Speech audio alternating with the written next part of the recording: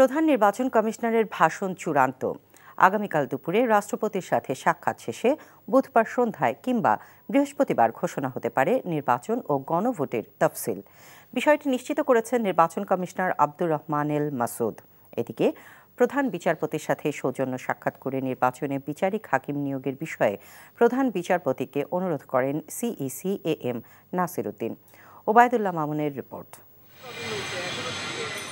দরজায় করা নাড়ছে ত্রয়োদশ জাতীয় সংসদ নির্বাচন। সবকিছু ঠিকঠাক থাকলে বুধবার কিংবা বৃহস্পতিবার নির্বাচনের তফসিল ঘোষণা করতে পারে নির্বাচন কমিশন। আর প্রধান নির্বাচন কমিশনারের ভাষণ রেকর্ডে সোমবার বাংলাদেশ টেলিভিশন ও বেতারকে প্রস্তুতির চিঠি দিয়েছে ইসি। সে লক্ষ্যেই সবকিছু প্রস্তুত করেছে নির্বাচন কমিশন। প্রথা অনুযায়ী তফসিল ঘোষণার আগে রাষ্ট্রপতির সাথে বুধবার দুপুরে সাক্ষাৎ করবেন নাসির উদ্দিন কমিশন। পরে সন্ধ্যা কিংবা বৃহস্পতিবার ঘোষণা হতে পারে ত্রয়োদশ জাতীয় সংসদ নির্বাচন ও গণভোটের তফসিল। ভাষণে নির্বাচন সুষ্ঠু করতে রাজনৈতিক দল ও অংশীজনদের সহযোগিতার আহ্বান করেন সিইসি।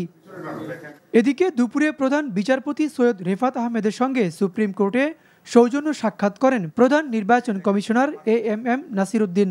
এ সময় তিনি সুষ্ঠু নির্বাচনের লক্ষ্যে বিচার বিভাগের সহযোগিতা চান।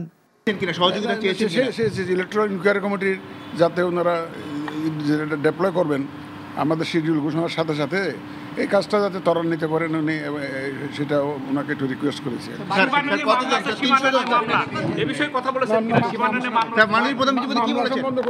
মাননীয় প্রধান বিচারপতি আপনাকে কি আশ্বস্ত করেছেন?